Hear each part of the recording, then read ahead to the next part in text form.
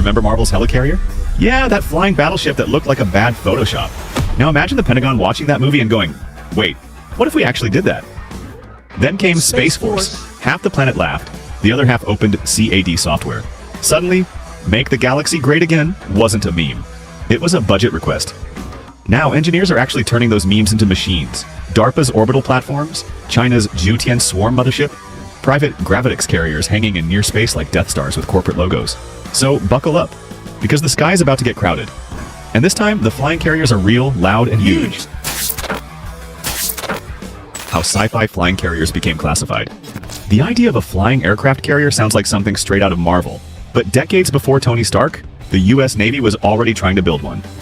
In the early 1930s, the Navy launched two massive airships, the USS Akron and USS Macon. Each stretched more than 240 meters in length and carried 4 Sparrowhawk biplanes stored inside a hangar bay.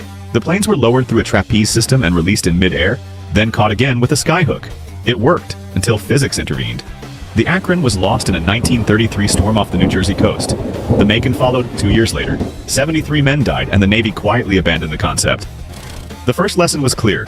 The sky can lift your dreams and drop them just as fast. 3 decades later, the idea resurfaced in the Cold War. Nuclear engines, jet propulsion, and radar made engineers believe the impossible was suddenly negotiable. Lockheed's CL-1201 proposal imagined a 1,120-foot span nuclear-powered flying base that could remain airborne for over 40 days. It would host 22 fighter jets, a crew of 800, and weigh more than 5,000 tons, effectively an airfield with wings. The design never left the paper phase, but it showed how far Cold War logic could stretch when budgets were limitless. Boeing followed with the airborne aircraft carrier 747 concept in 1973. The plan modified a commercial 747-200 airframe to carry 10 microfighters called Model 985-121, each less than 8 meters long, and launched through the cargo bay. Recovery used a retractable arm and docking cradle. Simulations suggested it could work, but the cost was prohibitive, and the microfighters had nowhere near the endurance of full-size jets. The project died quietly, but its blueprints would resurface decades later in DARPA archives. By 2014, the dream was back, this time driven by unmanned technology. DARPA announced Project Gremlins, an attempt to transform existing aircraft into reusable drone carriers. The goal? Deploy small autonomous vehicles from a C-130 Hercules, have them complete reconnaissance or strike missions, and recover them mid-air. Each drone, designated X-61A, measured 4 meters long, with a wingspan of 5.5 meters, and cost roughly $700,000 to produce. It could carry a 27-kilogram payload, fly over 400 kilometers, and operate for several hours. Flight tests began in 2019. The first 3 attempts came within centimeters of a successful retrieval, before turbulence disrupted the capture. In 2021, DARPA achieved the first full mid-air recovery in history. A modified docking arm extended from the cargo bay, locked onto the drone, and pulled it aboard at 225 kilometers per hour.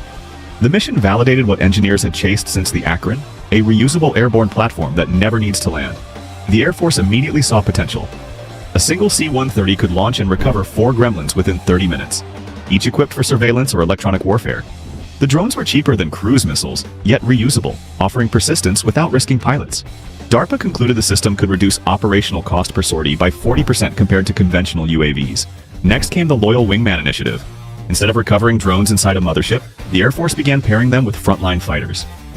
Boeing's MQ-28 Ghostbat, developed in partnership with Australia, and Kratos's XQ-58 Valkyrie became the leading prototypes. The Valkyrie costs around $3 million per unit, flies at Mach 0.85, and has a range of 2,200 kilometers. Controlled by secure data link, it can scout ahead of manned jets, jam radars, or carry precision bombs. In trials, F-35 pilots commanded multiple Valkyries simultaneously, effectively acting as flight leaders for robotic squadrons. Complementing that is Skyborg, an AI system designed to manage these drones in real time. Skyborg processes sensor feeds, navigation data, and threat recognition faster than any human. It's not a pilot replacement, it's an extension. The digital brain that coordinates formations, prioritizes targets, and keeps unmanned aircraft aligned with mission goals. Then came Longshot, announced by DARPA in 2021 and awarded $94 million in Phase 3 contracts to General Atomics. The design is a slender, unmanned aircraft about the size of a cruise missile, but capable of carrying 2 AIM-120 AMRAAM or AIM-9X air-to-air missiles. Longshot is launched from a bomber or fighter, cruises toward the enemy formation, and fires before the host plane ever enters threat range. It effectively doubles engagement distance for manned jets while keeping pilots safe. Test flights began at the end of 2023, marking the first step toward autonomous air combat launched from another aircraft. Parallel to that, the Air Force revived the Arsenal plane idea, turning bombers into airborne magazines. A B-52 Stratofortress, capable of carrying 31,500 kilograms of ordnance, can serve as the heavy arm of a networked strike group. Stealth fighters identify and track targets. The bomber releases long-range missiles from hundreds of kilometers away. This model allows older aircraft to stay relevant, while avoiding the need for new multi-billion-dollar airframes. Individually, these projects seem separate, but together they form a clear pattern. The United States is assembling the architecture for a true airborne carrier group. Gremlins provide recoverable, reusable reconnaissance swarms. Loyal Wingman and Skyborg link manned and unmanned fighters into one cooperative network. Longshot extends their reach deep into hostile airspace. Arsenal planes deliver massed firepower from safety. Each piece feeds the same vision: a flexible, layered system where every aircraft can launch, control, or resupply smaller ones. It's the naval carrier principle translated into air power, range, endurance, and strike density without relying on runways or fleets at sea. And while it all sounds futuristic, most of it already exists in flight test data and budget sheets. DARPA's 2021 report listed over 270 successful Gremlin flight hours. The Air Force logged dozens of Valkyrie sorties, and funding for manned-unmanned teaming exceeded $1.2 billion USD across programs by 2025. But while Washington refined the technology, Beijing saw the opportunity and decided to build the sky in bulk. China's gamble and the physics that bite back. If the first wave of flying carrier experiments was American, the next surge is clearly Chinese. Methodical, large-scale, and doctrine-driven. At Zhuhai in 2024, China unveiled Jiu Tian, a blended-wing unmanned mothership reported at roughly 17 tons takeoff weight, a wingspan near 20 to 25 meters, endurance around 12 hours, and a claimed range approaching 7,000 kilometers. It can carry scores of loitering munitions and operates near 15 kilometers altitude. The concept is straightforward: launch many small attack or ISR vehicles, overwhelm defenses, and accept attrition as part of the cost model. China is also pursuing hypersonic carrier concepts. Some leaked designs revive oblique sweep or variable geometry wings and target speeds in the Mach 5 to 6 range with stratospheric flight profiles. Hypersonic launch compresses warning windows and shortens time on target, but it requires exotic materials, thermal protection, and propulsion systems. Scramjets are staged rockets that remain expensive and brittle. That brings us to the hard limits. Air launch does save fuel. Releasing a vehicle from 15 to 20 kilometers cuts delta V and propellant needs by about 25 to 35% compared with ground launch. But lifting mass to those altitudes is costly. Each extra ton of payload demands larger wing area and stronger structure, which increases weight and radar cross-section. Detection risk grows non-linearly with size. Doubling wingspan often more than doubles the signature problem. Recovery and handling add another layer of difficulty. Docking a drone in turbulence at hundreds of kilometers per hour requires centimeter-level guidance and control in 3 axes, while compensating for unpredictable wakes and gusts. Those fluid dynamic problems explain why many programs prefer expendable loitering munitions or one-way systems instead of complex recoverables. Cheaper hardware, simpler logistics, faster tempo. Payload trade-offs are decisive. A practical strike drone for these missions carries tens of kilograms of warhead or sensors, not heavy air-to-ground ordnance. That pushes doctrine towards saturation, distributed jamming, and sensor denial rather than single heavy precision strikes.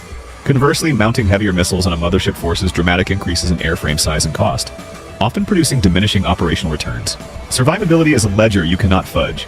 Large, slow carriers are visible to modern AESA radars, space optical sensors, and integrated ISR networks.